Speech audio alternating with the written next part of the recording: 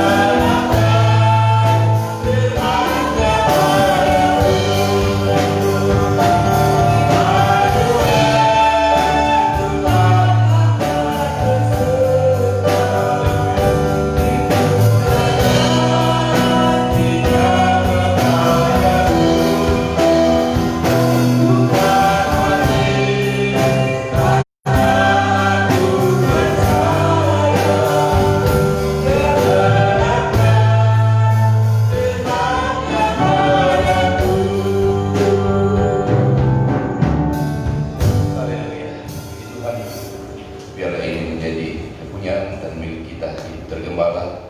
Tuhan akan menolong menyertai kita sampai pada kesudahan akhir zaman ini. Tuhan memberkati apa yang sudah kita berikan kepada Tuhan, memberikannya berlipat kali ganda dalam kehidupan kita dan berguna untuk pekerjaan pelayanan Tuhan di tempat ini. Puji Tuhan, pujian saya tidak perpanjangkan. Biarlah kita mempersiapkan hati pikiran kita untuk diisi oleh benih firman Tuhan.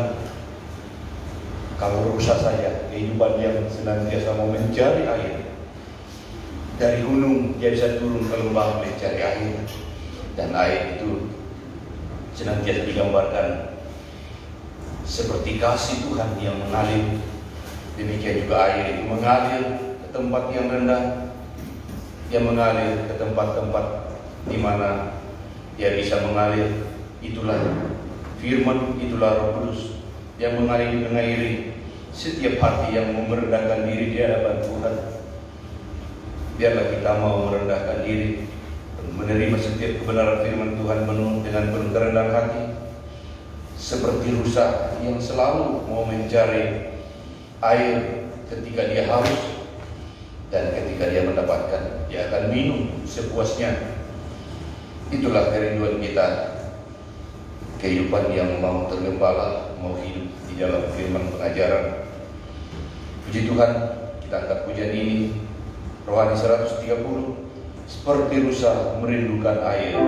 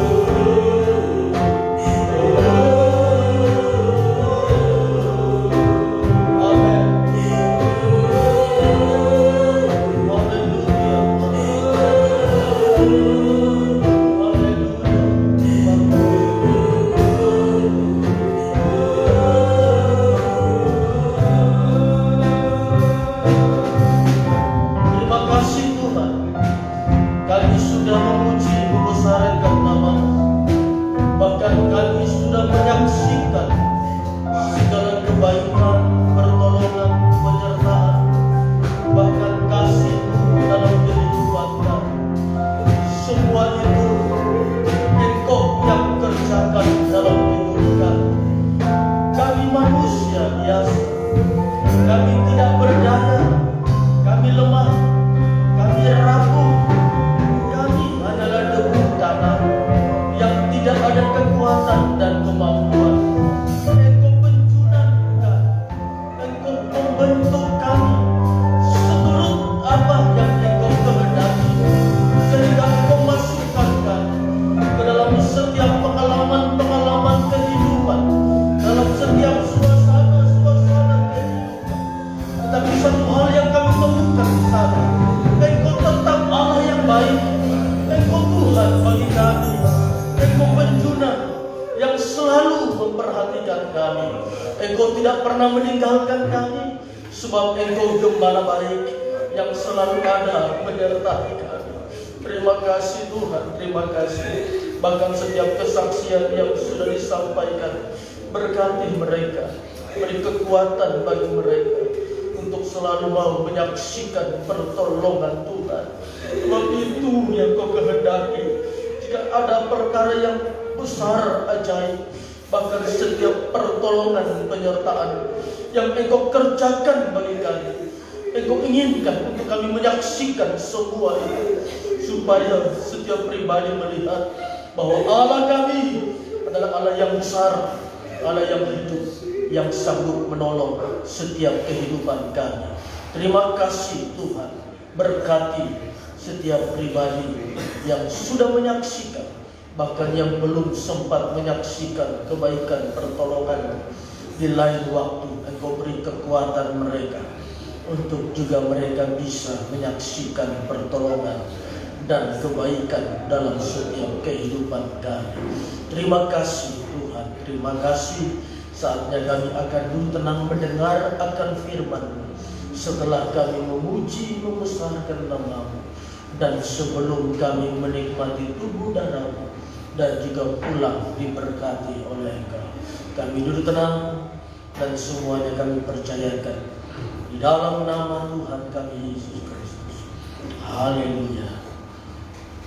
Amin. Silakan kembali.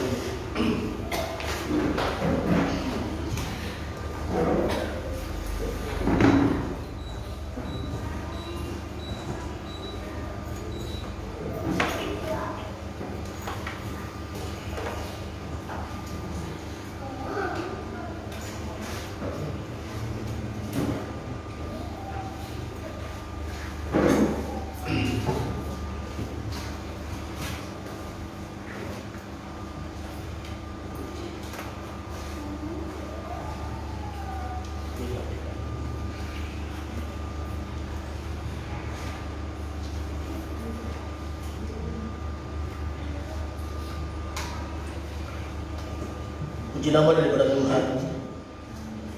Saya tidak lupa untuk mengucapkan untuk kita semua, baik umat Tuhan yang ada di rumah pun yang ada di dalam ruangan ini, dan pun yang mengikuti ibadah ini sebentar lewat siaran tunda YouTube.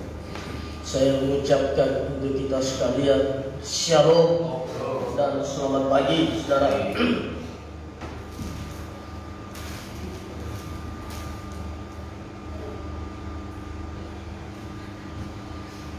Puji Tuhan, dan biarlah apa yang sudah kita dengar, setiap kesaksian itu sanggup memberkati kita semua. Dan dalam setiap kesaksian yang disampaikan, di sana kita melihat bahwa Tuhan itu baik. Ya, Dia gembala yang memasukkan kita ke berbagai macam pengalaman kehidupan, kepada manis pahitnya hidup, ya sakit enaknya hidup, bahkan sengsara dan segala kenikmatan yang kita rasakan. Itu semua bahagian daripada kehidupan. Sebab itu jangan kita menganggap apa yang terjadi itu sebenarnya hukuman. Jika saudara setia kepada Tuhan, itu bukan hukuman Tuhan, tetapi itu untuk memurnikan iman kita. Sebab itu yang dikatakan dalam kitab Yakobus. Mari kita baca, saudara ya, di dalam Yakobus ya, pasalnya yang pertama, supaya kita bisa melihat apapun yang terjadi hari-hari yang terakhir ini. Tetapi satu hal yang kita lihat, Tuhan membawa kita untuk menerima mahkota. Itulah mahkota yang dijanjikan bagi setiap kehidupan yang percaya kepadanya. Itulah mahkota kehidupan.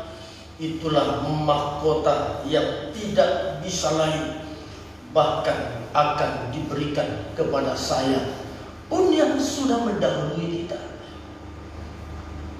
Itulah yang sudah mati, itu nanti dibangkitkan dan mendapatkan mahkota kehidupan. Sebab itu jangan ada hal yang kita banggakan dalam kehidupan kita. Semuanya sebentar saja. Tidak ada hal yang harus kita pertahankan di bawah kolong langit ini. Sehingga apapun yang terjadi di dalam setiap kehidupan kita, ada satu perkara yang kita tahu, Tuhan tidak pernah meninggalkan kita. Sebab namanya adalah Immanuel. Apa itu Immanuel? Allah menyertai kita. Allah menyertai kita itu hanya ditemukan di dalam penggembalaan. Sebab itu jangan kita tinggalkan. Ya, jangan kita menjadi hidup yang hanya menganggap itu semua remeh. Ya, jangan kita menganggap semua itu hal yang fiksi. Ya, tetapi kita melihat segala kebenaran firman Allah. Itu realita. Itu perkara-perkara yang nyata, ada. Baik sudah ada dulu, baik yang ada sekarang, baik yang akan datang. Itu perkara pribadi Allah. Sebab itulah dia katakan, aku Alfa dan Omega. Aku yang bekerja sejak awal. Aku yang bekerja hari ini. Bahkan aku juga yang akan bekerja di hari yang akan datang. Masa depan kita semua ditentukan oleh Tuhan. Jangan membanggakan sesuatu. Senikmati prosesnya hidup ini. Mari kita baca di dalam Yakobus pasalnya yang pertama. Di dalam Yakobus pasalnya yang pertama. Kita baca saja langsung ayatnya yang kedua. Mulai, mari. Yakobus 1 ayat 2 firman Tuhan. Judulnya pun dibaca. Iman dan hikmat. Iman dan hikmat. Iman itu tidak bisa dilepaskan dari hikmat. Hikmat itu mahkota. Dia melebihi daripada mahkota yang ada di dunia ini. Sebab hikmat itu perkara yang begitu besar. Bahkan kalau saudara baca dalam Amsal Soleman, di sana dikatakan hikmat itu melebihi daripada penyertaan yang ada di dalam dunia ini. Dia lebih daripada emas tua. Dia lebih dari segala perkara yang berharga yang semua kita cari dalam dunia ini. Tapi satu hal yang kita lupa, kita tidak mencari hikmat yang sanggup menguatkan iman kita. Saya tidak berbicara banyak tentang hikmat ini, tetapi satu hal yang ingin saya sampaikan sederhana saja. Hikmat itu hanya milik orang yang tergembala. Sebab Alkitab katakan hati orang berhikmat menuju kemana? Ke kanan. Kanan itu tempat orang-orang yang tergembala. Saya tidak banyak cerita tentang itu. Sebab poin yang ingin saya tekankan, itulah nikmatilah proses untuk mendapatkan mahkota kehidupan. Lanjut ayatnya yang kedua. Firman Tuhan. Saudara-saudaraku, anggaplah sebagai suatu kebahagiaan apabila kami jatuh ke dalam berbagai pencobaan. Ya, anggaplah itu bahagia kebahagiaan. Nah, kita duka, kita sedih, kita anggap itu pukulan. Ya, kita duka, kita sedih, perkabungan terjadi dalam hidup kita, kita anggap itu suatu hajaran Tuhan. Jangan. Inilah cara pandang daripada Ayub. Dia tidak memandang apa yang terjadi dalam hidup Ayub itu pemurnian untuk memurnikan hidupnya. Sedangkan Ayub, orang sekuat itu, hidup tergembala, bisa mengeluarkan kata-kata membenarkan dirinya lebih benar daripada Allah. Apalagi kita. Seringkali alasan kita keluar dari pengajaran hanya hal yang sepele, hanya karena penyakit, hanya karena kita tidak makan, hanya karena kita menderita hinaan, fitnaan, alasan kita meninggalkan pengajaran. Kita tidak tahu.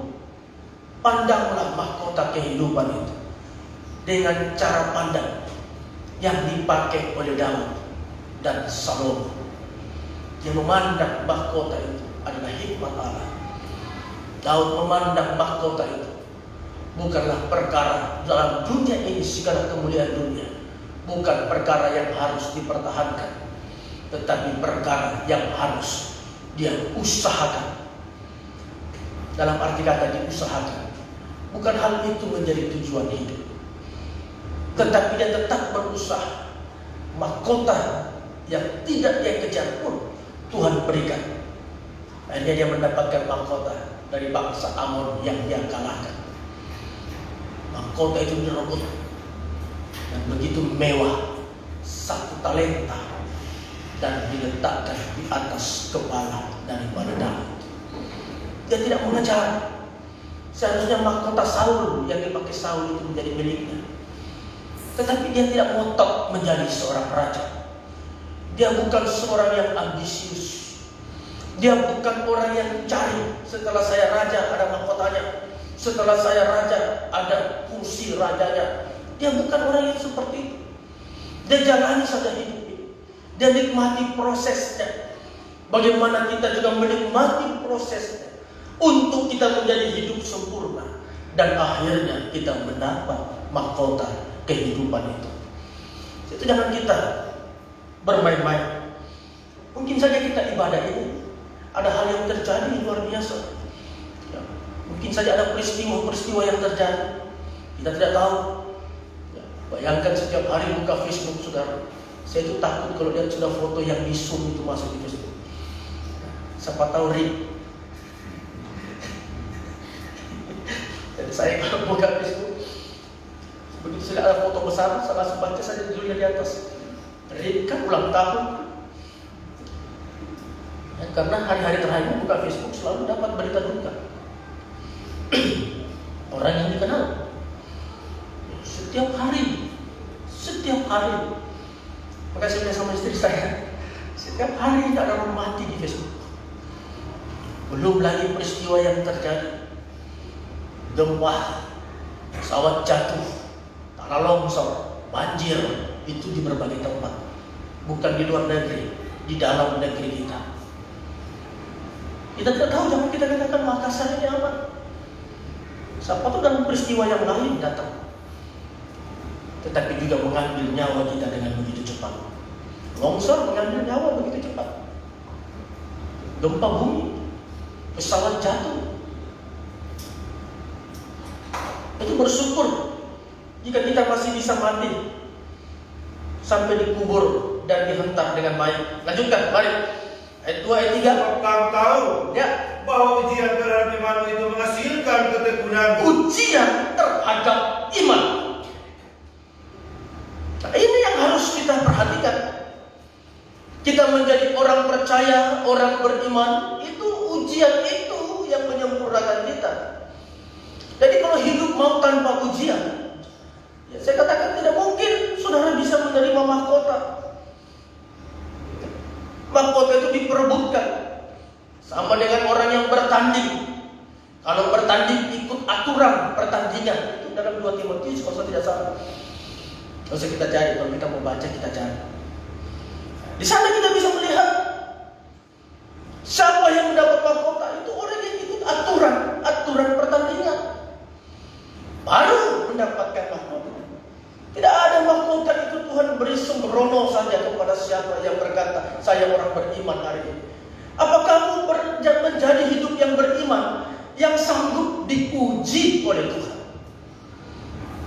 Ini Alkitab katakan. Saudara-saudaraku, anggaplah suatu kebahagiaan apabila kamu jatuh ke dalam berbagai-bagai pencobaan. Ini yang menguji iman kita. Ya, tidak sedikit. Makanya saya heran. Tidak kebetulan juga kita liburkan ini ibadah 1 bulan. Ya, tidak ada rencana kita. Karena memang itu sudah sejak awal. Saya sudah rencanakan tutup ibadah 1 bulan ini. Rupanya dalam ditutupnya ibadah ini, karena kita punya kesibukan yang lain, mengubur orang mati. Termasuk saya, saya menguburkan ibu saya, menghantar sampai peristirahatan sementara. Itu bukan peristirahatan yang terakhir, peristirahatan yang sementara. Dipanaikan. Rupanya Tuhan itu maunya. Dan keluarga-keluarga sudah zaman yang lain, keponakan-keponakan, belum lagi keluarga-keluarga yang lain. Tidak ada yang kebetulan.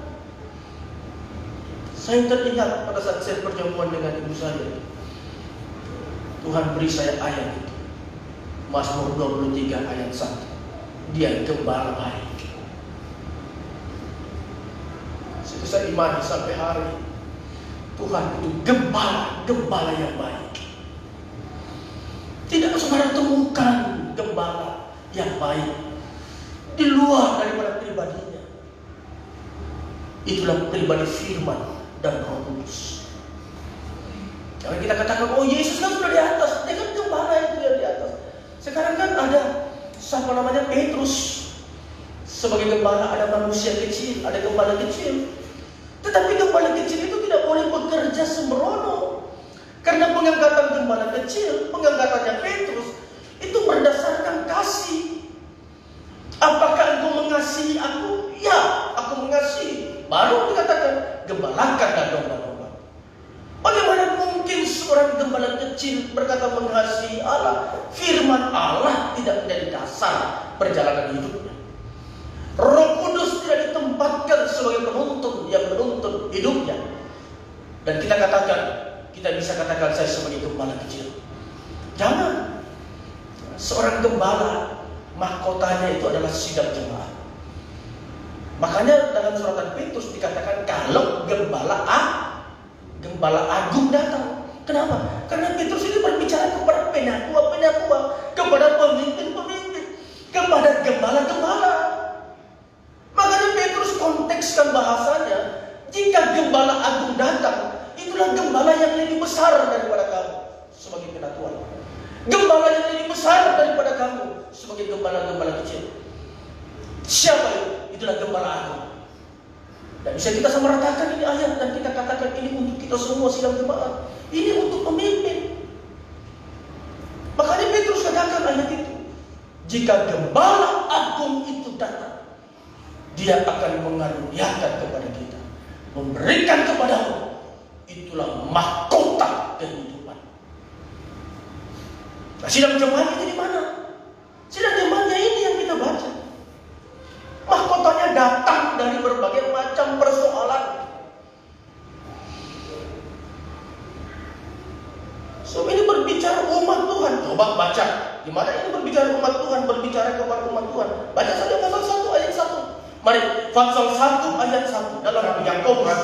Ya, Salam dari Yakobus. salam dari Yakobus, Hamba Allah dan Tuhan Yesus Kristus. iya, Kepada ke-12 suku di perantauan. ini suku. Itu berbicara umat Allah. Kalau Petrus bicara, itu berbicara kepada penatua, gembala agung datang. Itu dalam 1 Petrus pasal 5. Dia tidak berbicara kepada jemaat, tapi dia berbicara kepada penatua. Jadi harus kita bedakan ini. Supaya apa? Kita tidak salah kaprah di dalam kita mengartikan, menjelaskan, dan melihat kebenaran firman Allah. Ini untuk jemaat, ini untuk suku-suku. Nah, kita baca dulu dalam suratan 1 Petrus. Dalam suratan 1 Petrus. Ya, jangan kita tutup ini, kita belum baca. Di sebelahnya saja sebentar. Dalam suratan 1 Petrus di sebelah ayatnya yang kelima. Maaf, patsalnya yang kelima. Ya, patsalnya yang kelima. Baca judulnya, baca ayat 1. Mari. 1 Petrus 5, gembalakanlah kawanan domba Allah. Gembalakan kawanan domba Allah. Teruskan. Bacaan firman Tuhan. Ya, Allah menasihatkan para penatua di antara kamu. Ini dia berbicara bukan kepada suku-suku, tetapi dia berbicara kepada penatua. Penatua ini pemimpin. Boleh digambarkan gembala-gembala. Ya. Sebagai orang yang dituakan, yang bisa mendidik jemaat. Makanya pengangkatan penatua itu harus lebih daripada orang yang ingin sebentar dia ajar. Saya tidak banyak menjelaskan ini, tapi poinnya yang ingin saya tekankan di sini adalah Petrus berbicara mahkota ini kepada gembala-gembala. Kalau Yakobus tulis tadi itu kepada jemaat. Nah, lanjutkan. Aku menasihatkan para penatua di antara kamu. Teruskan. Aku sebagai teman penatua. Ya, aku sebagai teman penatua Dan saksi penderitaan Kristus. Iya. Yang juga akan mendapat bagian dalam kemuliaan yang akan dinyatakan Iya. kelak. Kita sama. Itu maksudnya. Ayat 2. Gembalakanlah kawanan domba Allah yang ada padamu. Ya, hai penatua, ini gembala. Saya tidak berbicara banyak, waktu singkat, lompat langsung ayat 4. Maka kamu, Ya, apabila gembala agung datang, apabila gembala agung datang, kamu akan menerima mahkota kemuliaan yang tidak dapat layak. kamu akan menerima mahkota kehidupan. Sama dengan mahkota kemuliaan, itu sama. Kemuliaan kalau kematian tidak ada artinya. Kemuliaan itu kehidupan kekal. Akan diberikan mahkota kehidupan atau kemuliaan akan diberikan kepadamu. Ini kepada penatua, kepada gembala. Itu bagaimana bisa kita masuk surga jika kita tidak tergembala, digembalakan dengan tepat. Dan saya katakan, ada yang berkata mungkin, tidak penting penggembalaan. Siapa bilang? Kalau tidak penting, untuk apa Paulus menasihati Timotius? Di dalam 1 Timotius pasalnya yang keempat, Paulus katakan kepada Timotius, awasi dirimu, awasi pengajaranmu, sebab dari sanalah hidupmu dan orang yang mendengarkan ajaran itu. Dari situlah hidup. Ya, bagaimana mungkin kita katakan main anggap enteng penggembalaan? Bagaimana mungkin sebagai seorang gembala saya menggembalakan sistem saya, cara saya? Tidak. Nanti saudara baca di surat Petrus pasal 5 itu dengan lengkap. Itu pengabdian. Pengabdian itu tidak mengharapkan sesuatu. Tidak menjadikan jemaat itu komoditi, menjadikan ladang untuk pencari makan. Tetapi Alkitab sudah katakan, gembala itu pengabdian. Karena dasarnya adalah kasih. Kasih itu pengorbanan. Injil Yohanes 3:16. Karena begitu besar kasih Allah kepada dunia, Dia korbankan anaknya. Itu pengabdian. Kasih itu berbicara pengabdian. Saya tidak banyak berbicara tentang ini, tapi saya kembali apa yang ingin saya tekankan. Nikmatilah prosesnya untuk mendapatkan mahkota Tuhan.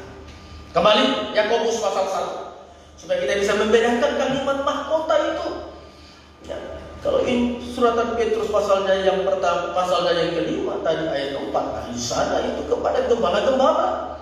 Tapi ini kepada suku, ke-12 suku. Yesus katakan kepada suku-suku Israel, umat Tuhan kepada Musa, mereka itu domba-dombaku. Dalam kitab Keluaran, mereka itu umatku, kawanan dombaku. Kembali Yakobus pasal 1, baca pasal 1 ayat 1 supaya kita bisa memahami dengan baik perbedaan penempatan mahkota yang akan diberikan. Baik. Salam dari Yakobus, Salam dari Yakobus, hamba Allah dan Tuhan hamba Yesus Allah Kristus, dan Tuhan Yesus Kristus kepada ke-12 suku di perantauan. kepada ke-12 suku di perantauan. Baru kita masuk ayat 2. Saudara-saudaraku, Saudara-saudaraku, ya, hai ke-12 suku, teruskan. anggaplah sebagai suatu kebahagiaan Anggap suatu kebahagiaan. apabila kamu jatuh ke dalam berbagai-bagai pencobaan. Tidak sedikit kita yang berduka hari ini, tidak sedikit kita yang sakit, tidak sedikit kita mengalami kesulitan ekonomi dan seterusnya. Tetapi nikmatilah hidupmu itu di dalam penggembalaan. Sakit yang penting saya tergembala. Saya berkabung berduka, tetapi saya tetap dalam penggembalaan. Ini yang Tuhan mau. Jangan dengan adanya pencobaan kita lemah. Kita katakan ini pukulan Tuhan untuk saya. Ya.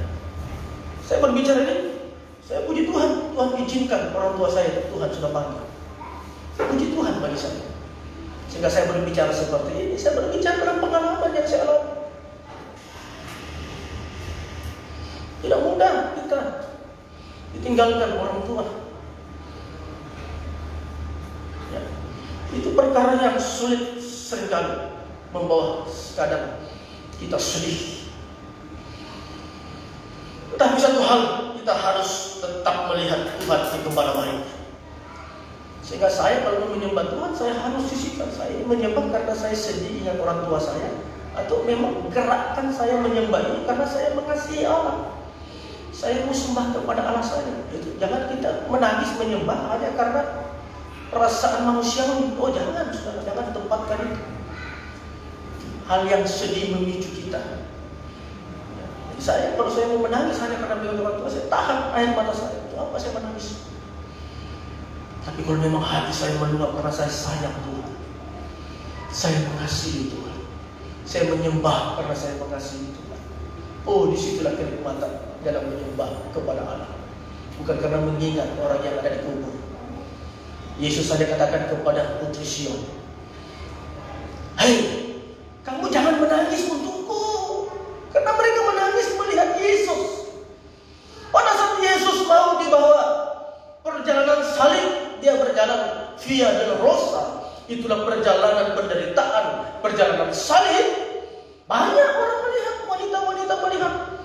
Sampai digambarkan putri-putri Sion, putri-putri Yerusalem melihat dia dan sedih, menangis. Tetapi Yesus melihat orang yang menangis itu, wanita-wanita itu. Dan dia katakan, "Hei, tangisi dirimu dan tangisilah anak-anakmu." Itu keturunan. Itu berarti menangis untuk keturunanmu, menangis untuk dirimu. Yesus katakan jangan menangis untukku. Dalam arti kata jangan menangis karena kamu melihat saya ini sekarang dipikul ini salib. Kamu lihat saya ini berdarah-berdarah. Yesus tidak mau ditangisi secara manusiawi begitu. Tapi jika kamu menangis, menangislah karena pekerjaan yang aku kerjakan ini untuk keturunan, untuk menghapus dosa dunia. Jadi kalau kita menangis, ingat karya Tuhan yang besar. Kalau kita menyembah Tuhan, ingat bahwa Tuhan sudah menghapus dosamu. Tuhan sudah mengangkat sakitmu. Kenapa saya katakan Tuhan mengangkat sakitmu? Alkitab yang katakan oleh bilurnya kita disembuhkan. Ingat pekerjaan itu. Ingat hari ini kita sehat karena Tuhan yang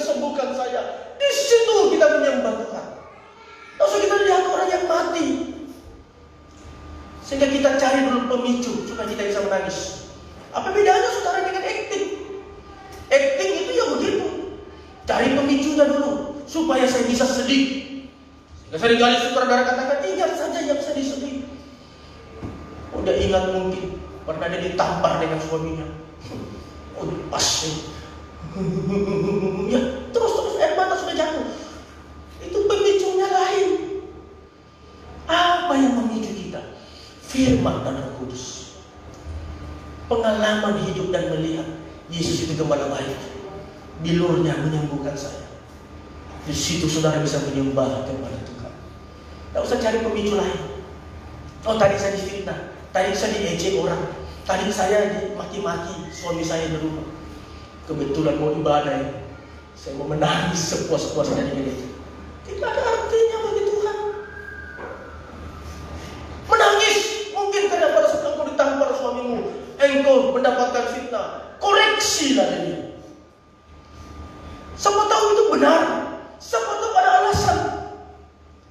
Dan dari sana kita bisa melihat Tuhan, saya memang jahat. Di sini kita menangis. Itulah penyembahan. Tapi jangan kita ingat, saya sudah bikinkan dia kopi, saya ditampar lagi. Ingat bagaimana Tuhan itu membawa engkau untuk menjadi satu kehidupan yang jauh lebih baik. Engkau dikasih kata-kata keras, anak dihajar orang tuanya. Jangan menangis yang lain. Apalagi menangis di Facebook. Kasih keluar itu apa namanya, emoji yang orang menangis air matanya itu kayak sungai. Kenapa lagi ini ada yang menangis? Jangan saudara. Tidak usah kita mengundang simpati manusia. Sebab Tuhan tahu apa yang harus dia kerjakan dalam hidup kita. Nikmati prosesnya untuk mendapat mahkota. Ayo saudara-saudaraku, anggaplah sebagai suatu kebahagiaan apabila kamu jatuh di dalam berbagai pencobaan. 3, mari. Sebab kamu tahu Iya, bahwa ujian terhadap imanmu itu menghasilkan ketekunan. pencobaan itu adalah ujian yang akan mendatangkan semangat.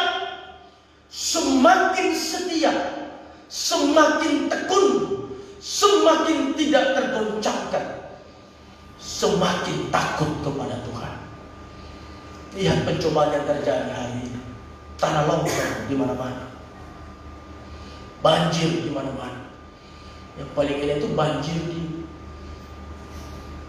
mana itu? Di Kalsel, Kalimantan Selatan.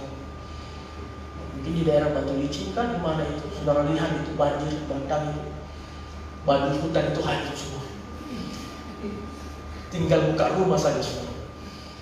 Tapi orang jaga dengan perahu dibuka, us.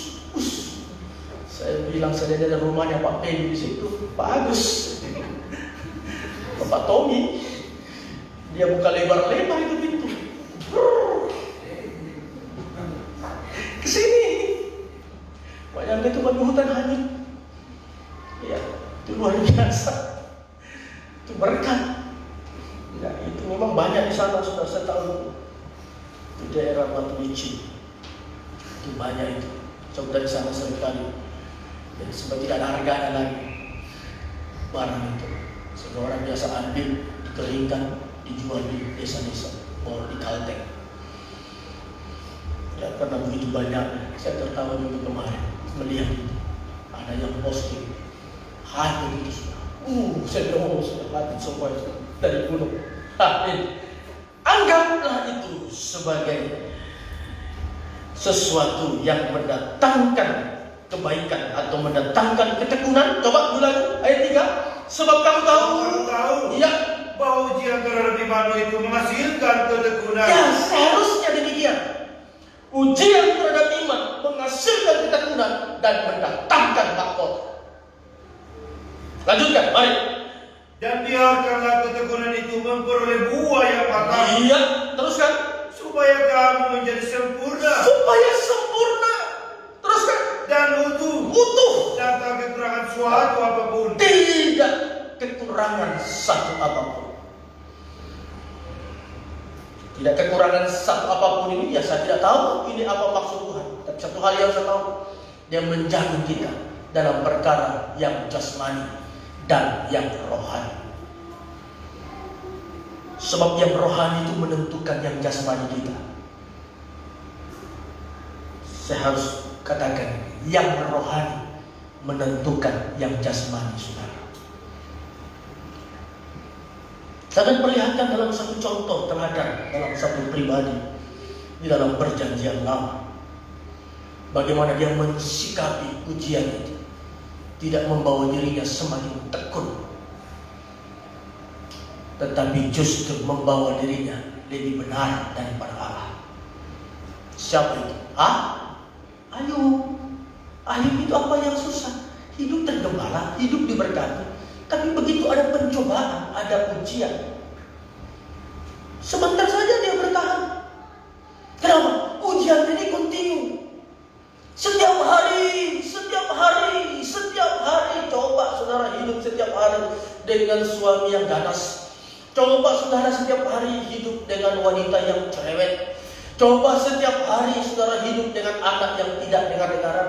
Coba seorang anak hidup setiap hari bersama dengan orang tuanya yang bengis.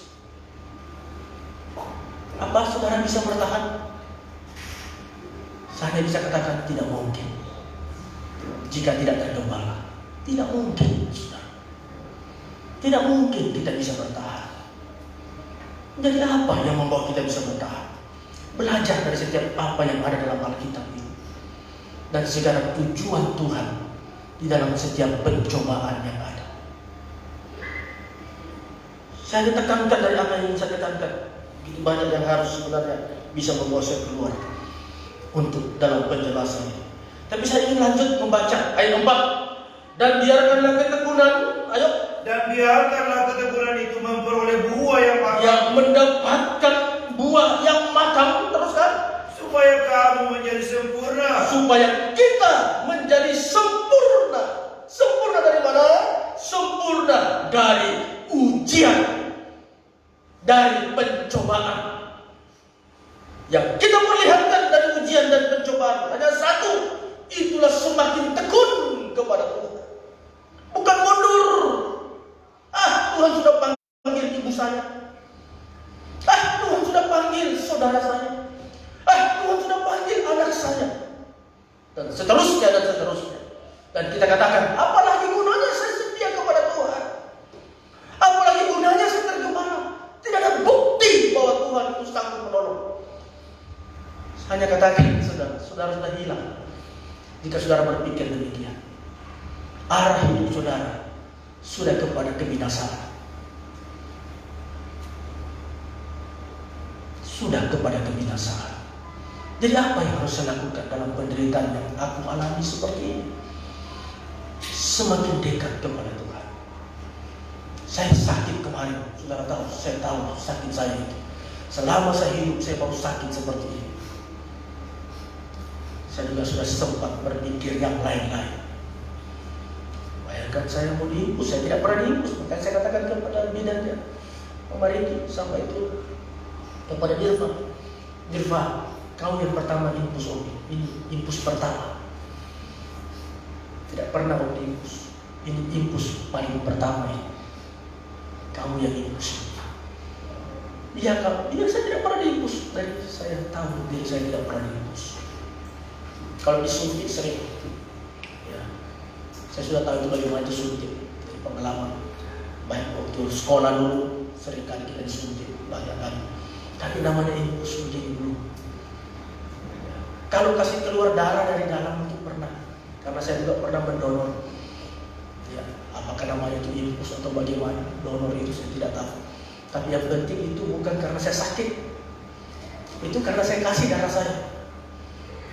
Tetapi untuk seperti ini, infus ini pertama kali dalam kelemahan saya infus. Saya tahu bahasa tubuh saya itu sudah bergerak. Dan saya manfaatkan. Saya iman harus disertai perbuatan.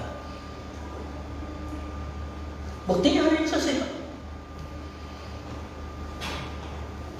Bayangkan Bayangkan saudara, sampai saya mau pergi berobat di dokter. Bukan lagi saya bilang, tidak pakai BPJS lagi. Langsung dokter pergi dalam saja. Karena saya juga sedikit ragu dengan tubuh saya. Itu manusiawi. Dan bisa tetap pegang janji Tuhan. Bahkan di dalam penyakit itu banyak hal yang Tuhan berikan dalam hidup saya. Saya menyembah Tuhan. Saya menikmati Tuhan itu menghidupkan mereka. Dan pada saya menyembah itulah, saya merasakan itu namanya kekuatan. Dan saya yakin umur panjang Tuhan berikan. Saya datang menyembah Tuhan. Jangan pemicunya yang lain. Pemicunya karena diri kita. Tuhan, saya mengasihi Engkau Tuhan. Saya masih mau melayani-Mu Tuhan. Berikan aku waktu untuk masih melayani Engkau. Jika Engkau berkenan, kita menyembahnya, dia dekat. Dari sana saudara merasakan yang namanya Tuhan pulihkan saudara. Pemulihan itu tidak enteng. Berdoa dalam nama Yesus sembuh. Itu ada orang-orang saja yang dikaruniai Tuhan orang seperti itu. Tapi dalam hal itu setan juga bisa buat itu. Tetapi menyembah setan tidak bisa. Di dalam penyembahan jika engkau dipulihkan Tuhan, itulah pemulihan yang benar. Kalau hanya pakai nama Tuhan, baca Matius 7, kami usir setan, kami sembuhkan orang sakit. Pakai apa? Pakai nama. Tetapi kalau saudara menyembah Tuhan, makanya Yesus katakan, menangislah untuk dirimu dan anak-anak. Jadi kita jangan setia saja dalam pencobaan yang Tuhan izinkan terjadi dalam hidup kita. Itu yang akan menyempurnakan ujian dan pencobaan. Itu yang akan menyempurnakan sidang jemaat. Karena adanya ujian, adanya pencobaan yang akan menyempurnakan sidang jemaat. Jemaat butuh firman untuk menguatkan. Jemaat hanya butuh firman yang menguatkan. Tidak perlu janji-janji yang muluk-muluk. Hari-hari yang terakhir ini, umat Tuhan menunggu berita yang bisa memberi dia kekuatan bertahan dalam imannya. Makanya Alkitab pun katakan itu Lukas berapa ya? Lukas 18 kalau saya tidak keliru. Kalau dia datang nanti, adakah iman yang dia dapatkan di dalam bumi ini?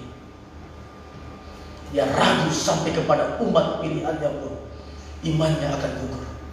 Makanya apa yang dia kerjakan, lebih baik singkatkan waktu untuk menjaga umat yang digembalakan.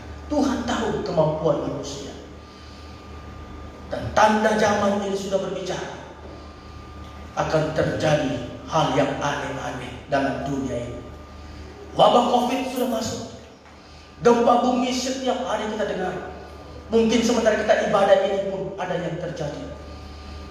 Dan saya tidak tahu itu apa yang terjadi setelah ini. Tetapi satu hal yang harus kita tahu.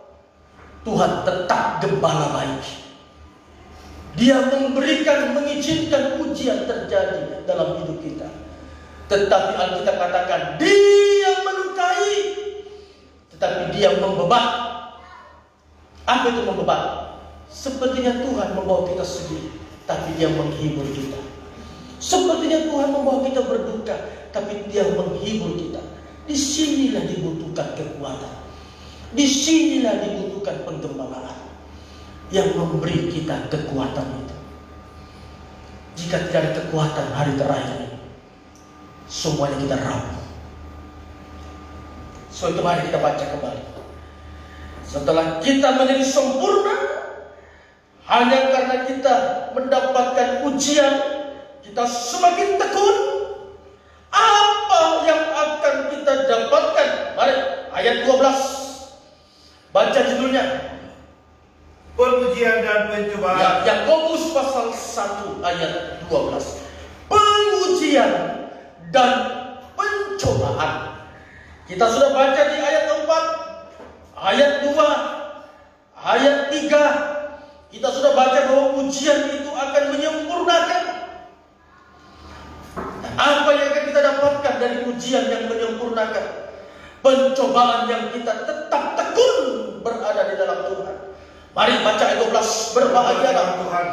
Berbahagialah orang yang bertahan dalam pencobaan. Berbahagialah yang tetap tekun. Kalau dia bisa bertahan dalam pencobaan, itu karena dia tekun. Itu hasil daripada yang dia bisa perlihatkan dari pencobaan itu. Itu Alkitab katakan. Jika engkau jatuh dalam berbagai pencobaan, ya bahagia. Sebab jika pencobaan itu atau ujian itu sudah engkau melewati, engkau tetap tekun, engkau akan sempurna.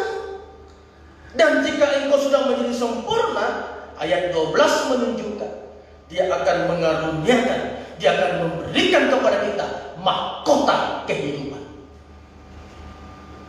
Itu Alkitab katakan. Coba ulangi, berbahagialah orang. Berbahagialah orang yang bertahan dalam pencobaan. Yang tahan uji atau bertahan dalam pencobaan atau tekun tetap dalam penggembalaan. Teruskan.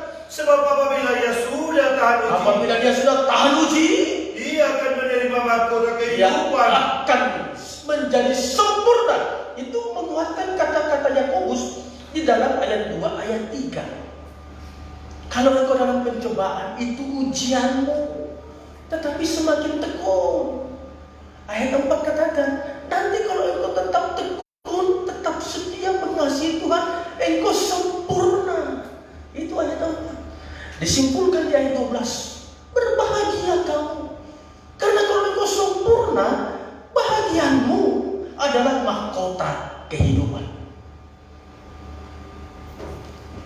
Ada lagi yang ingin berkata, penyakit ini membawa saya sengsara. Ini karena saya tergembala.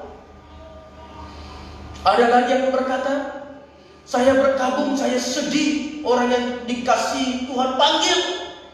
Dan kita katakan, Tuhan itu tidak ada. Kenapa Tuhan tidak tolong? Kenapa tidak Tuhan hidupkan? Kenapa tidak Tuhan buat mujizat? Jangan kita dibodohi dengan pikiran-pikiran yang ada di kepala manusiawi kita ini. Jangan. Saya punya niat orang tua saya hidup, tetapi saya lebih bahagia menyerahkan dia kepada Tuhan. Karena saya katakan tubuhnya, jiwanya, rohnya dalam tangan hari ini. Setelah itu dia pergi. Tidak banyak-banyak lagi. Tidak banyak kayak orang yang susah untuk hilang pergi. Dalam arti kata susah untuk menjadi kehidupan yang melepaskan nafas terakhirnya. Tidak ada di orang tua saya sebut. Tidak menakutkan, mukanya tidak menakutkan. Dia hanya memejamkan mata. Pun nafasnya tidak seperti itu. Dia hanya bernafas. Karena saya lihat sudah seperti itu, saya serahkan saja. Tuhan tubuhnya, jiwanya, rohnya, hari ini sudah di tangan. Begitu amin. Saya dokter sudah mulai bertindak. Lepas tidak. Satu hal yang saya katakan, saya berterima kasih kepada Tuhan. Apa saya harus berkata Tuhan itu tidak baik? Saya ini pendeta. Saya ini seorang gembala. Saya katakan Tuhan itu baik. Sampai riwayatnya pun dia dipanggil pun semuanya baik. Sudah 71. Alkitab Mazmur 90 hanya katakan batas manusia 70. Tuhan kasih lebih dia 1. 71. Sekalipun tanggal 16 nanti menjadi 72. Tanggal berapa? 26 ya. 26 nanti menjadi 72. Tuhan tak izinkan dia berulang tahun lagi. Tapi Tuhan panggil dia di tanggal 1. Kalau mau dikait-kaitkan, apalagi kurangnya Tuhan. Tuhan izinkan dia selesaikan tahun 2020. Tuhan izinkan dia masuk menjadi pemenang 2021 dan beristirahat di hari itu. Di hari juga yang dimana dia dulu pernah Tuhan bangkitkan kembali. melayani Tuhan. Dan kita yang tinggal mau sedih, kita yang tinggal mau meratap, padahal dia di sana berbahagia. Kita yang di dunia ini yang menderita. Satu kita yang ada, mari tetap kita bertahan. Nanti setelah kita menang, setelah kita setia, baru Alkitab katakan di ayat 12 ulangi, berbahagialah orang. Mari, Berbahagialah Ya. orang yang bertahan dalam pencobaan. yang bertahan dalam pencobaan. Teruskan. Sebab apabila ia sudah tahan uji, Alkitab katakan manusia itu atau ia itu berarti sudah melewati pergumulan. Tidak bisa kita berbicara seenaknya kalau kita tidak alami. Kita tidak pernah mengalami bisul. Kita mau bicara bisul itu bagaimana? Paling orangnya bilang, saya alami. Saya tahu itu bisul bagaimana pada saat dia sudah meradang, sudah pecah. Dan pada saat kita katakan, dia berbicara tentang apa kau pernah bisul? Tidak pernah saya bisul. Dari mana kau tahu penyakit bisul itu begitu sakit? Saya baca buku. Saya dengar dari orang. Inilah Ayub. Ayub itu hanya mendengar segala kebaikan perbuatan Tuhan yang ajaib dari orang. Dan saudara tahu ujian kepada Ayub. Padahal dia sudah tergembala baik.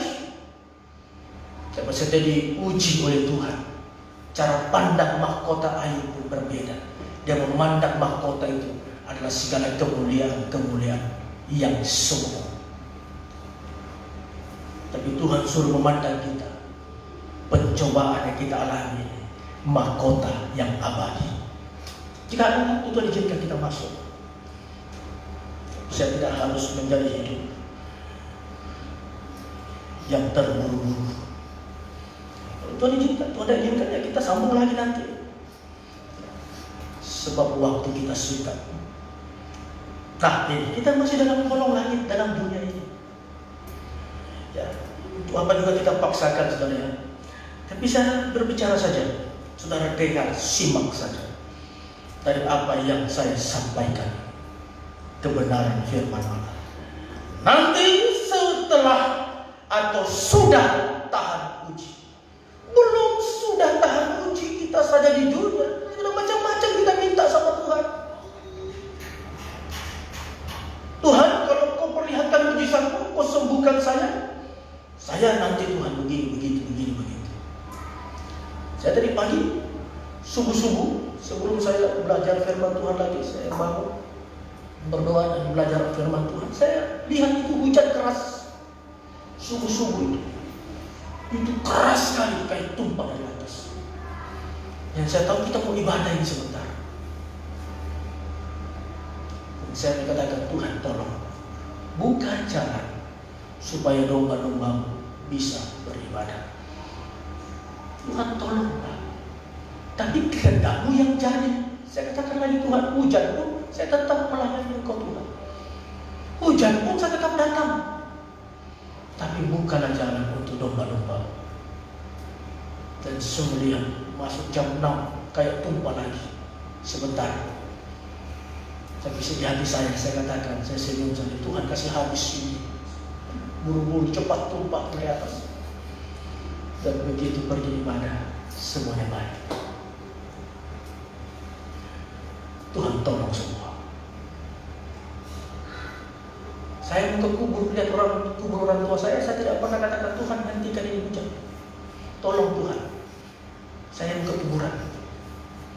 Tapi saya hanya mau pakai itu untuk perkara-perkara yang rohani.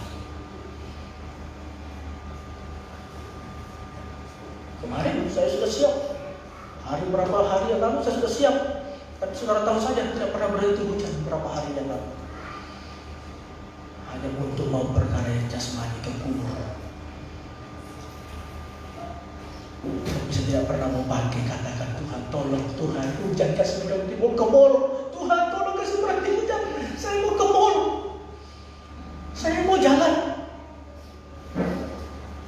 Jadi Tuhan juga tahu kita, hati kita, hal apa yang kita pergunakan untuk memohon kepada Tuhan.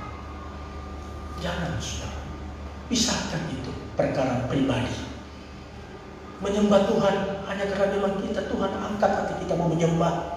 Jangan pemicu yang lain. Apalagi ada kesempatan orang tua sudah dipanggil Tuhan, banyak orang mati yang kita kenal, dan itu membuat kita sedih, menangis, bang tidak bisa menyembah. Tuhan sudah tahu hati kita. Oh, dia menyembah ini karena dia sedih dengan orang mati. Tapi kalau kita menyembah karena memang hati kita terangkat, saya sayang Engkau Tuhan. Aku mengasihimu dalam kelemahan dan kekuranganku. Saudara bisa menikmati penyembahan itu. Bukan orang lain yang menikmati. Saudara tidak mau menyembah pun bukan persoalan bagi orang yang menyembah.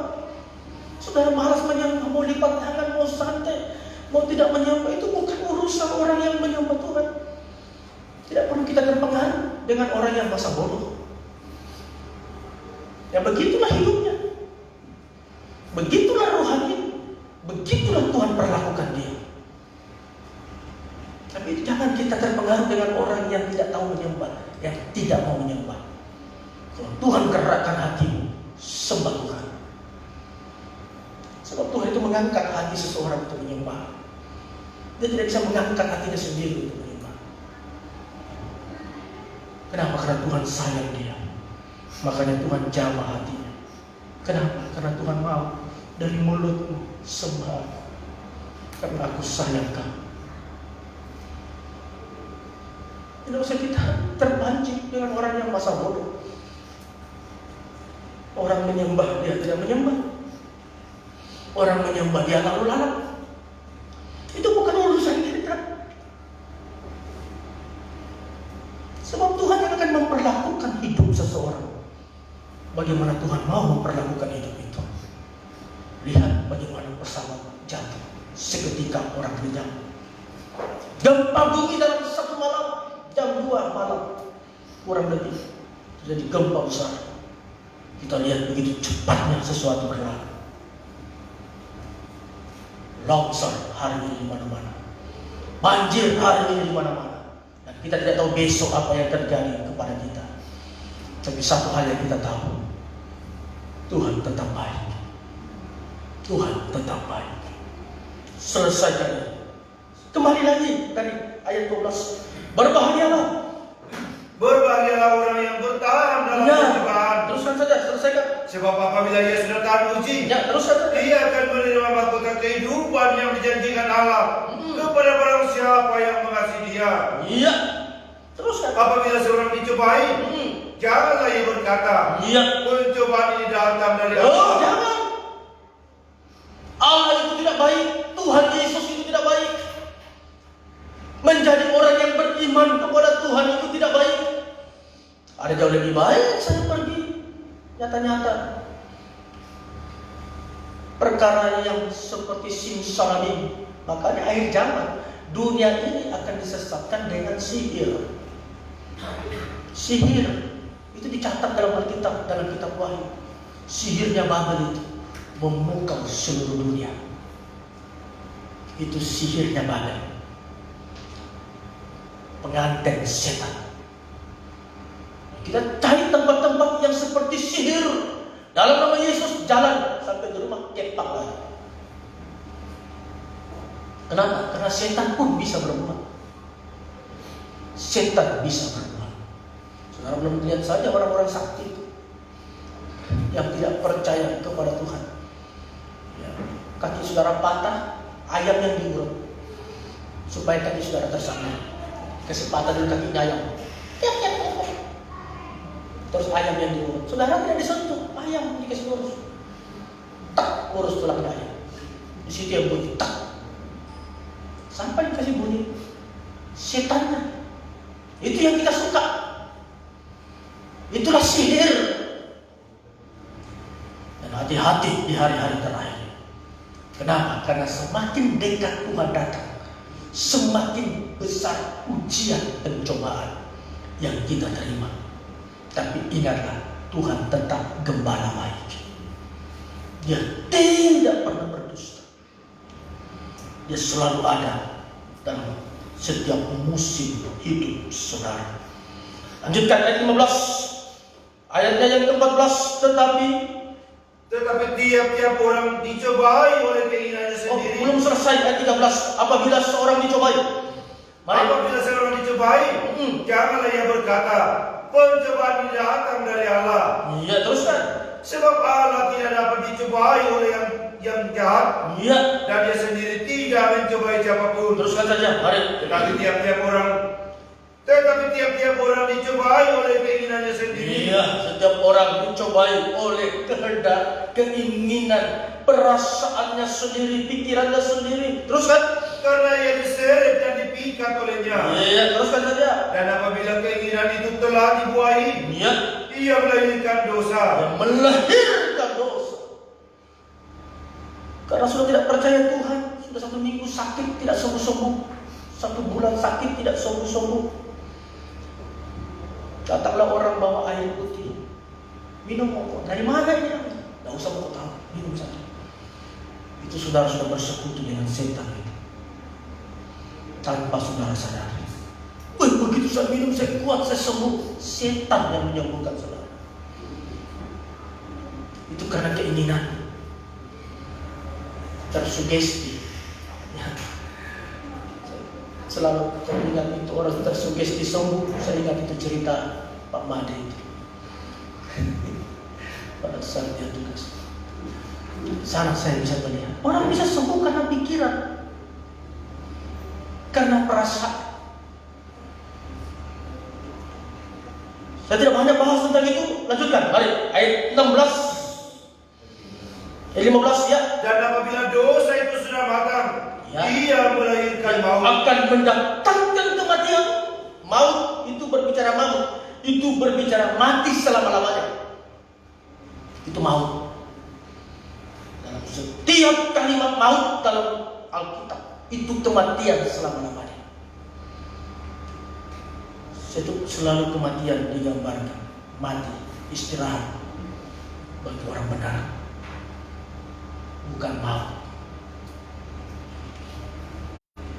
Maut itu berbicara kematian, tetapi lebih diperuntukkan di ayat ini adalah kepada kehidupan yang tidak setia tekun kepada Tuhan. Lanjutkan, mari. Saudara-saudara yang kukasihi, Saudara-saudara yang kukasihi, janganlah sesat. jangan sesat. Kalau sudah dikatakan jangan sesat, kembalilah kepada gembala yang memelihara jiwa. Sebab Alkitab katakan dalam surat Petrus, dahulu kita sesat, tetapi kita sudah kembali kepada gembala yang memelihara jiwa. Saya selalu anggap Tuhan itu gembala baik, gembala baik, gembala baik, dan gembala baik. Tidak ada orang sebaik Tuhan, tidak ada. Suami yang kau kenal tidak sebaik Tuhanmu yang kau kenal. Istrimu yang kau kenal tidak sebaik Tuhanmu yang kau kenal. Orang tuamu yang kau kenal tidak sebaik Tuhanmu yang kau kenal. Tuhan itu baik, sungguh amat baik.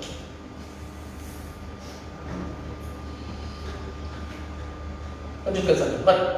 Setiap pemberian yang baik dan setiap anugerah yang sempurna, Setiap anugerah yang sempurna, sebab setiap karunia itu pemberian yang baik.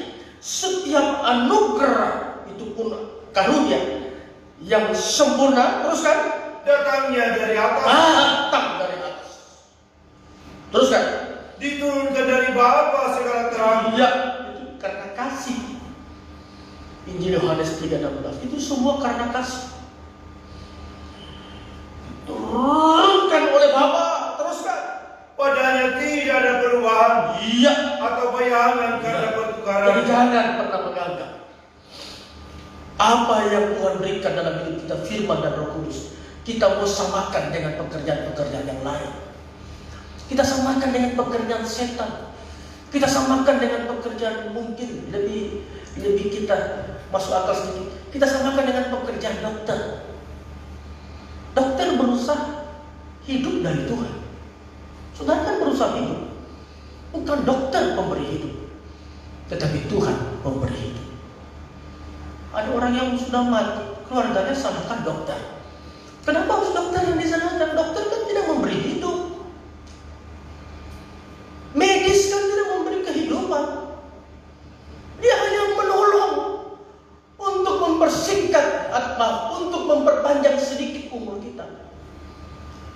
Kita sakit perut, saya berobat, minum obat sakit perut, saya sembuh. Tapi sebentar kalau Tuhan belum datang 100 tahun lagi, saya tidak mungkin hidup 100 tahun lagi.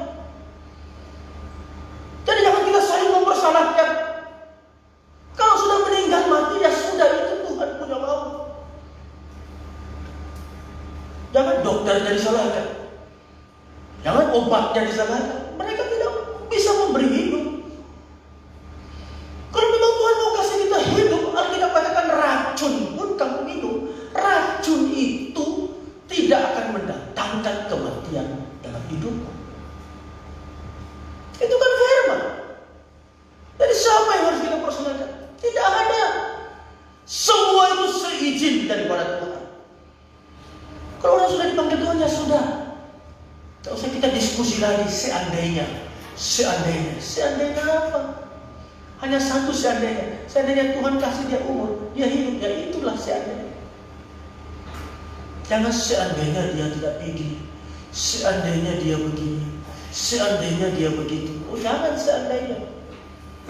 Segala sesuatu yang terjadi itu sudah rencana Tuhan. Baik rencana Tuhan bagi yang dipanggil, baik rencana Tuhan yang masih tinggal. Karena itu Alkitab katakan, belajarlah. Kalau engkau ke rumah duka, belajar menjadi bijak. Lihat semua itu. Itu kan rencana Tuhan untuk membawa kita bijak berada dalam suatu kedukaan. Melihat orang yang mati, bahwa demikianlah kita tidak berdaya. Nah ini sudah, lanjutkan. Mari, saya akan selesaikan ayat 17. Mari. Ya.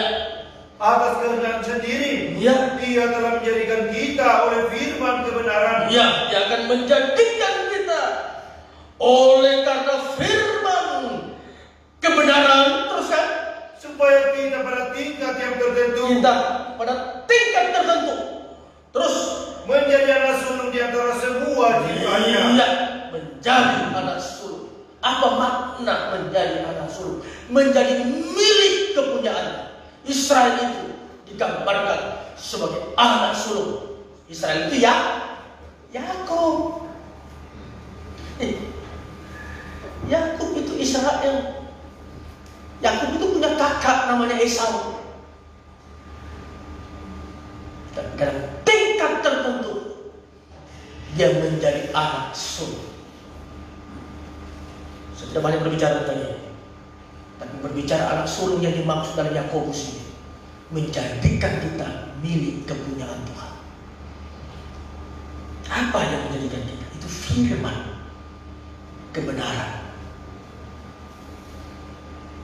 Jangan kita bermain-main dengan penggembala ini. Saya tadi berjanji masuk untuk melihat satu pribadi dalam perjanjian lama, dan kita bandingkan dengan pencobaan yang dialami yang kita sudah periksa itu. Tetapi pencobaan yang dialami itu sempat membawa dia lebih jauh daripada Tuhan. Tapi karena pengajaran, karena firman kebenaran datang, Elihu datang membawa firman pengajaran kebenaran, orang ini kembali. Dan setelah orang ini kembali, Tuhan kembalikan mahkota itu kepadanya. Nanti kita sambung ini di hari yang akan datang. Biarlah firman yang ada pada kesempatan ini membawa kita bisa bertahan di dalam setiap pergumulan, di dalam setiap tantangan. Saya tahu sidang jemaat ada banyak pergumulan, baik lewat sakit penyakit, kesedihan, duka, perkabungan. Tapi ingatlah, Tuhan gembala yang baik. Amin, saudara. Dia akan datang, dia akan memberikan kita mahkota kehidupan. Mari, terus mempersiapkan diri.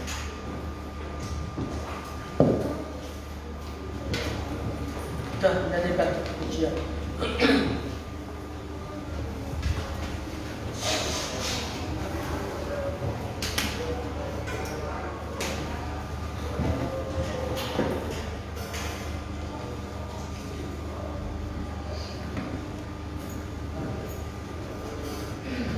Ya, nomor 21 kita nyanyikan pujian ini. Oh Tuhan, berikanlah. Nyanyian rohani nomor 21. Sayap burung nasar, yaitu kuasa roh suci saja, dan kutinggalkan dunia terbang ke angkasa, bertemu Yesus, dan surga. Saya tidak punya. Oh Tuhan, berikan.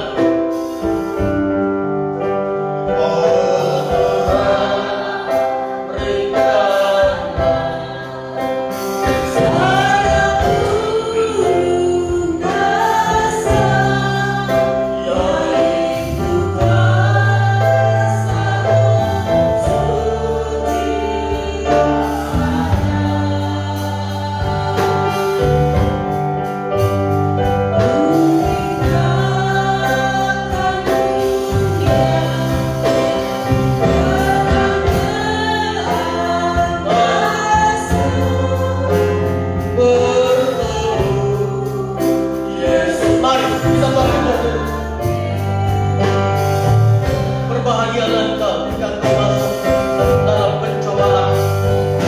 Oh Tuhan, berikanlah sayap burung katanya. Amin. Oh haleluya.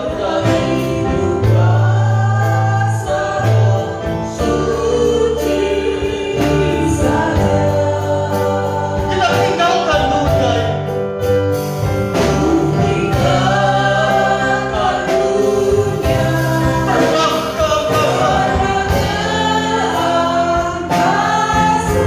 Dan bertemu Yesus, dia pengantin denganku saja. Tunduk kepala.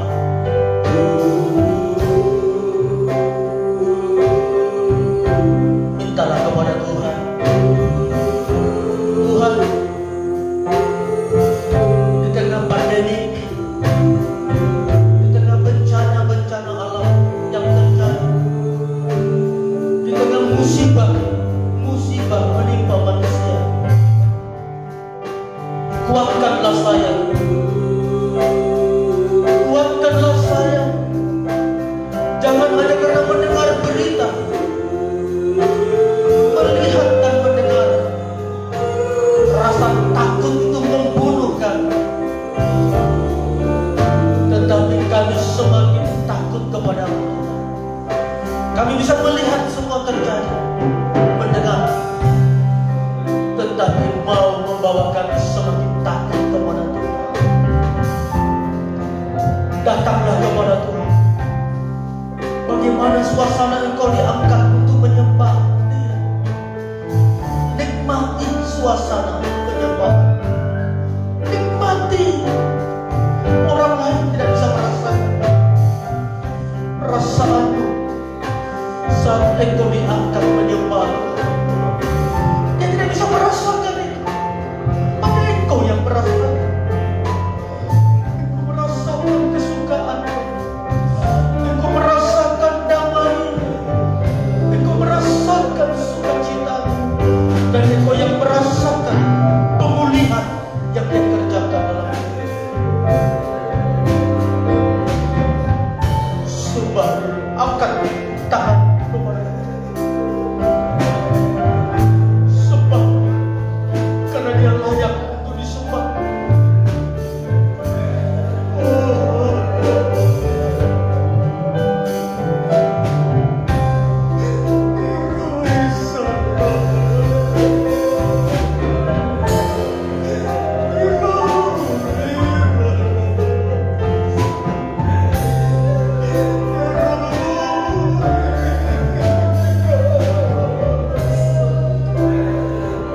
Nikmati sampai kau bisa merasakan damai. Engkau merasakan kesukaan. Engkau merasakan ada hal yang lain. Di saat engkau bisa menyembah Tuhan, di sana lebih lurnya menyembuhkan. Di sana lebih lurnya memulihkan. Dia menghapus segala dosa, sebab Dia bawa engkau menyembah kepada orang yang bisa menyembah Tuhan. Itu orang yang sudah dipulihkan Tuhan. Dan sementara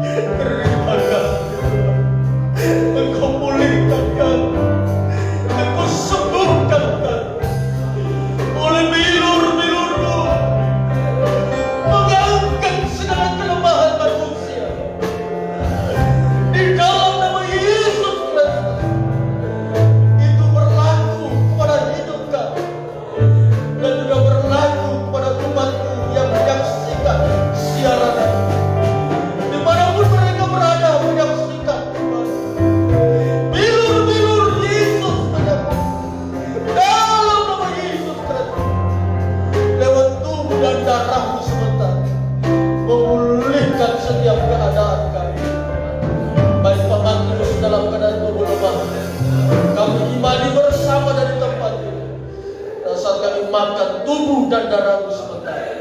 Bilur-bilur roh memulihkan kekasih kami. Dan inilah menjadi doa kami. Engkau pulihkan dia, Engkau sembuhkan. Dan hamba percaya dia tetap kuat untuk melewati semua. Sebab itulah janji Tuhan.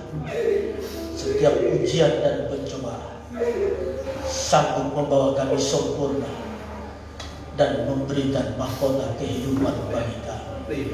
Terima kasih atas semuanya. Dan saatnya kami menikmati tubuh darah. Mari Engkau ada di tengah kami, memberkati, memberi kuasa di dalam setiap pribadi yang mengambil sebentar. Ada kuasa bilur Tuhan mengangkat segala kelemahan manusia kami. Terima kasih. Kami terima dan kami kerjakan semuanya di dalam nama Tuhan kami Yesus Kristus. Haleluya. Amin.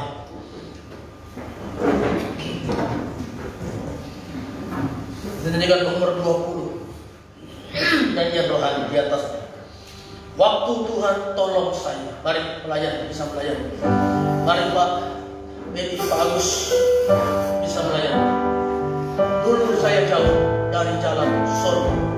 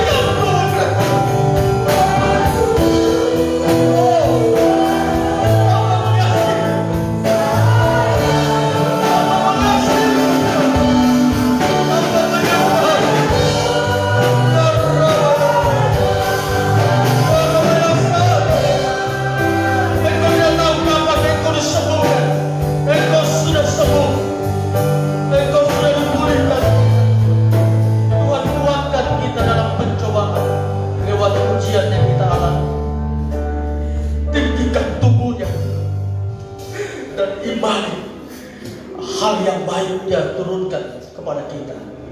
Saya akan baca ayat yang saya dapatkan. Tuhan memberkati engkau dan melindungi engkau. Bilangan 6 ayat 24. Terima kasih. Kami hanya bisa berterima kasih kepada. Kami bisa membalasnya Tuhan. Kami hanya melayani. Kami hanya hamba yang tidak berguna. Kami hanya bisa mengucapkan terima kasih. Terima kasih. Sebab tidak ada hal yang bisa kami bawa berikan mengapa kepada perkara yang lahiriah jasmani dan membayar segala kebaikan. Tidak ada dan tidak cukup. Tuhan, hanya tubuh jiwa roh kami. Itu yang Kau inginkan. Setelah percayakan hidup kami dalam tangan-Mu. Dengarkan firman Tuhan. Imani apa yang Kau imani. Khususnya kita beriman kepada kekasih-kekasih kami yang sakit, yang lemah. Baik Pak Matius, baik Oma Fedi, semuanya Tuhan kuatkan. Dan dengar firman. Sebab apa yang telah Kuteruskan kepadamu telah Aku terima dari Tuhan, yaitu bahwa Tuhan Yesus pada malam waktu Ia diserahkan mengambil roti, dan sesudah itu Ia mengucap syukur atasnya. Ia pecah-pecahkan dan Ia berkata, inilah tubuhku yang diserahkan bagi kamu. Perbuatlah ini menjadi peringatan akan aku. Lebih dari peringatan atau ekaristi, saya ingin bertanya kepada saudara, yakinkah kita yang kita tinggikan ini adalah tubuh dari Tuhan Yesus Kristus itu sendiri? Amin. Yang percaya akan dengan iman Tuhan.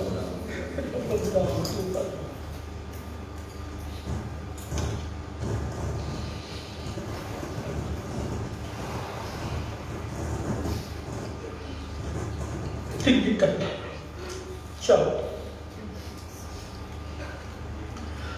Letakkan tangan kiri saudara. Mungkin saudara meletakkan di bagian tubuh saudara yang sakit. Silakan. Tidak ada yang salah. Dan yakin Tuhan sembuhkan saudara. Engkau tidak tahu kapan engkau dipulih, sembuhkan Tuhan. Engkau hanya tahu saya sudah sembuh. Baik kepada kekasih kita yang sakit, baik Pak Matius, baik Oma Beni, juga saudara kekasih kami Anto yang sakit di Wamena. Itulah virus pada lambung, di perut. Tuhan pulihkan mereka semua. Dan dengarkan firman Tuhan. Demikian juga yang mengambil cawan sesudah makan, lalu berkata, cawan ini adalah perjanjian baru yang dimeteraikan oleh darahku. Perbuatlah ini setiap kali kamu meminumnya menjadi peringatan akan aku. Yakinkah kita juga yang kita tinggikan ini adalah darah dari Tuhan Yesus Kristus itu sendiri? Amin. Amin. Yang percaya ini.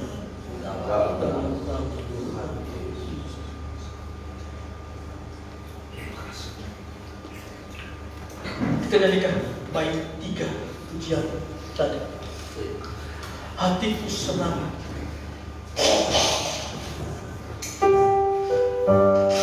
Dalam tetap suasana kita mengasihi Tuhan, kita mencintai Dia, Bapa aku. Hatiku senang sejak putri seraya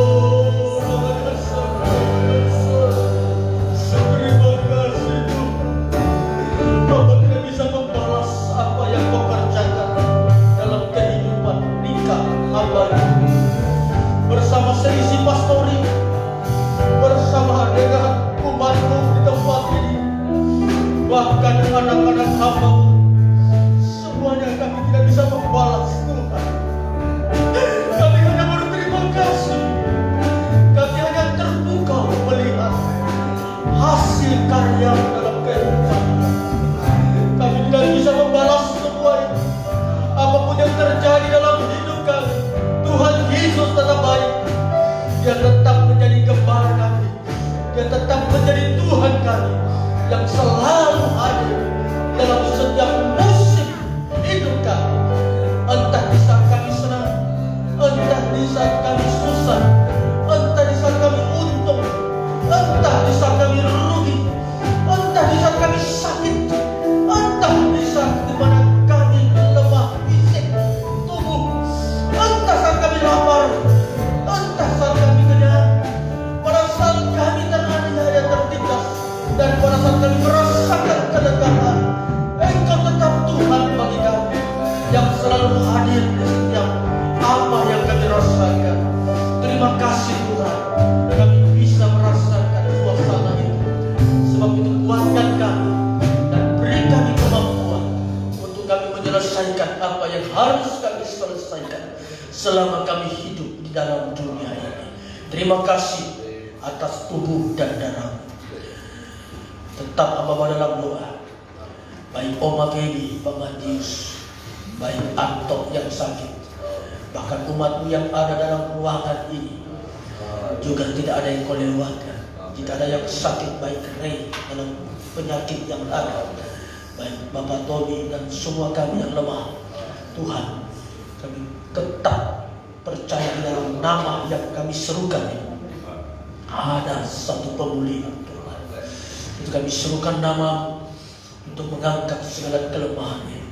Kami sudah menikmati bilur-bilur Tuhan, dan sampai kami serukan nama-Mu yang besar itu untuk menyempurnakan segala pemulihan itu, yaitu di dalam nama Yesus Kristus.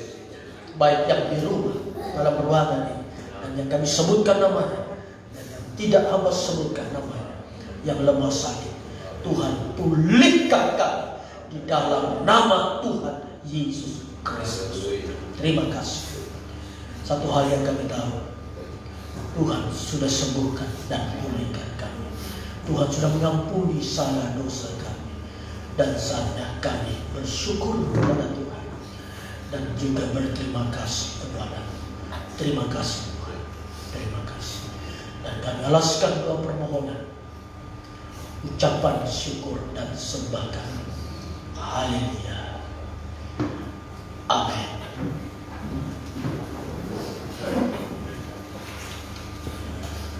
Nyanyikan pujian dalam buku nyanyian kita nomor 14, Ku pergi, ku pergi, ku pergi. 14.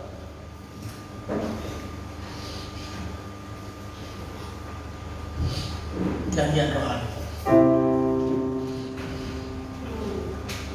Dunia lalu segera